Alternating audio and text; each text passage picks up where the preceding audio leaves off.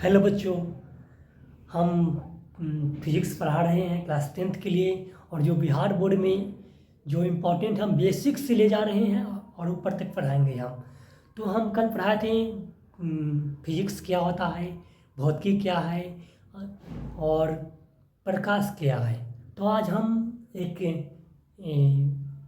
तो हम देखते हैं अभी थोड़ा सा मोटिवेशनल लाइन है। आज का हर पल एक नई शुरुआत है। जो भी हम शुरुआत करते हैं तो एक नए पल की शुरुआत करते हैं और खुद पर भरोसा रखें और आगे बढ़ते रहें। जो भी काम करते हैं कि नहीं, शुरुआत के साथ करते हैं और खुद पर भी भरोसा रखते हैं और आगे भी बढ़ते हैं। तो ये है, आज का हर एक पल नई शुरुआत है, खुद पर भरोसा रखें और आगे बढ़ते रहें। तो हम देखते हैं आगे। ये हमारा क्या है, किरण है। हेडिंग क्या है, किरण। किरण, प्रकाश जिस पथ पर चलता है उसके दिशा को किरण कहते हैं। यह क्या है, हमारा किरण है। यह सीधी रेखा में चल रहा है, यह एक किरण है हमारा। और यह ऐसे भी है, क्या आता है, एक किरण है। एक समूह में एक दिशा में चल रहा है, वह क्या किरण कहलाता है। पूछा किरण क्या है, तो बोलेंगे प्रकाश जिस पथ पर चलता है उसके दिशा को ही किरण कहते हैं। अब हमारा गया किरण पुंज है। किरण पुंज क्या है, किरणों के समूह को किरण पुंज कहते हैं। जैसे यह क्या हमारा हो गया, यहाँ पर एक किरण है, ये किरण है, ये किरण है, ये किरण है, ये हमारा सब क्या किरण है। तो ये किरण समूह में चल रहा है, ये क्या कहना है हमारा, किरण पुंज कहलाएगा। जैसे देखो, किरणों के समूह को किरण पुंज या प्रकाश पुंज भी कहते हैं। आप इसको लिख लीजिए।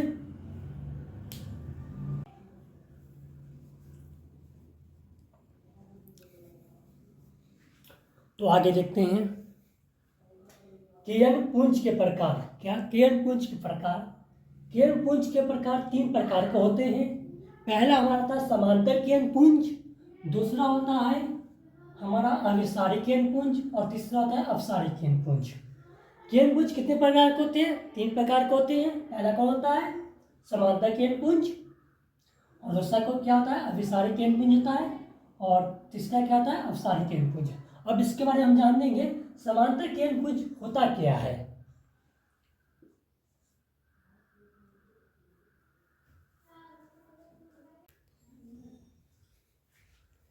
तो आगे देखते हैं, समांतर किरण पुंज वैसा किरण पुंज जिसके किरण एक दूसरे के समांतर हो उसे समांतर किरण पुंज कहते हैं। चित्र में देखें, ये क्या हमारा किरण है, सभी किरण क्या हमारा समान है, नम बराबर है।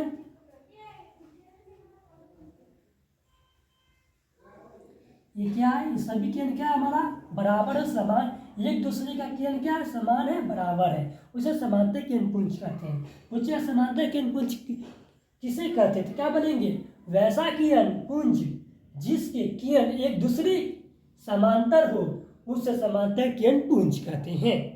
आप लोग इसको लिख लीजिए, आगे लिखाते हैं।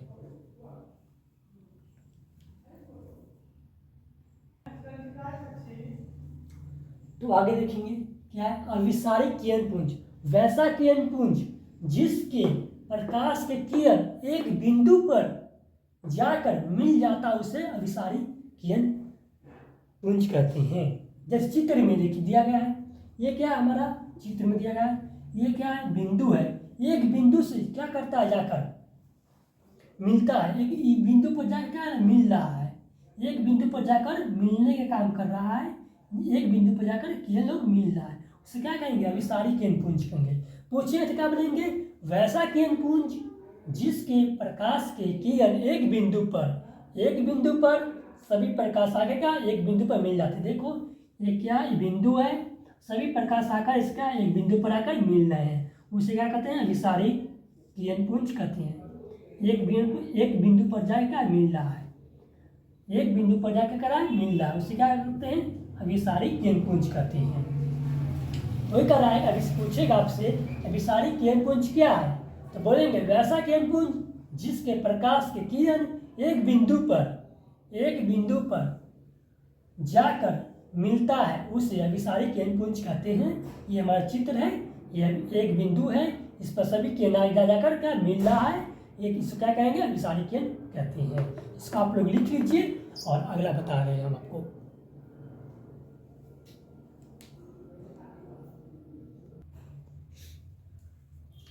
तो आगे देखते हैं हम, आगे क्या, अपसारी किरण पुंज किसे कहती हैं? वैसा किरण पुंज जिसमें प्रकाश के किरण एक बिंदु से चारों ओर फैलता है उसे अपसारी किरण पुंज कहते हैं।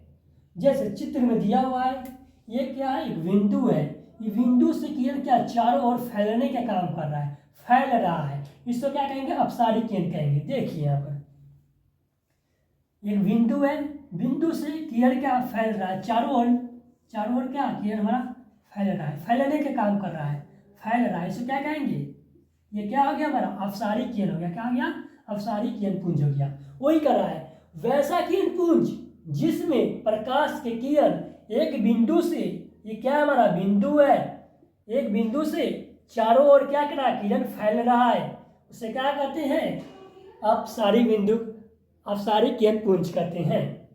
आपसे पूछ सकता है अपसारी किरण पुंज क्या है, तो बोलेंगे वैसा किरण पुंज जिसमें प्रकाश के किरण एक बिंदु से चारों ओर फैलता है उसे अपसारी किरण पुंज कहते हैं। जैसे हमारा ये बिंदु है, ये हमारा बिंदु है, बिंदु क्या कर रहा है, ये बिंदु से चारों तरफ किरण का फैल रहा है, फैलने के काम कर रहा है, फैल रहा है, इसको क्या कहेंगे, इसको क्या कहेंगे हम, अपसारी किरण कहेंगे, अपसारी किरण पुंज कहेंगे। यही हमारा बिंदु हो गया, फैल रहा है चारों तरफ किरण से अपसारी बिंदु कहेंगे। इसको आप लोग लिख लीजिए और आगे बता रहे हैं आपको।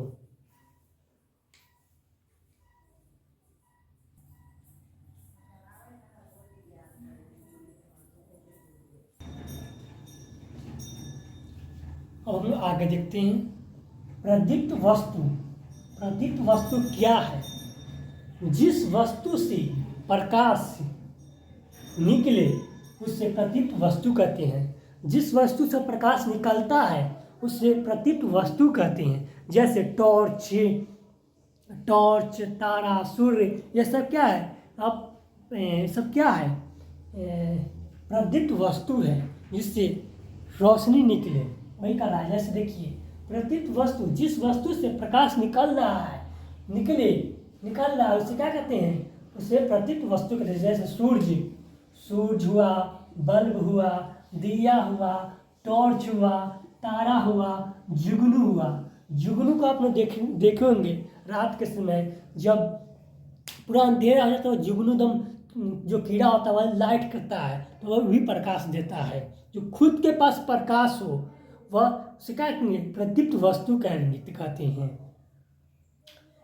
पूछेगा तो बता देंगे हम, पूछेगा कि प्रदीप्त वस्तु क्या है, तो बोलेंगे जिस वस्तु से प्रकाश निकले उसे प्रदीप्त वस्तु कहते हैं। एग्जाम्पल देना है, सूर्य, बल्ब, दिया, टॉर्च, तारा, जुगनू इत्यादि।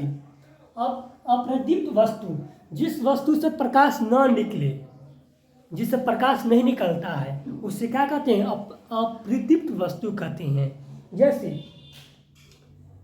देखिए, कॉपी से प्रकाश निकल रहा है, नहीं निकल रहा है, जिससे प्रकाश ना निकले उसे अप्रदीप्त वस्तु कहते हैं, और जिससे प्रकाश निकले उसे प्रदीप्त वस्तु कहते हैं। जैसे में देखिए यहाँ पर, अप्रदीप्त वस्तु जिस वस्तु से प्रकाश न निकले उससे अप्रदीप्त वस्तु कहते हैं। एग्जाम्पल में टेबल, कुर्सी, दीवार इत्यादि, ये सबसे प्रकाश नहीं निकलता है, उससे अप्रदीप्त वस्तु कहते हैं। पूछेगा आपसे अप्रदीप्त वस्तु क्या है, तो बोलेंगे हम जिस वस्तु से प्रकाश न निकले उसे अप्रदीप्त वस्तु कहते हैं। एग्जाम्पल में टेबल, कुर्सी, दीवार इत्यादि। तो आप लोग नोट कर लीजिए, इसको लिख लीजिए।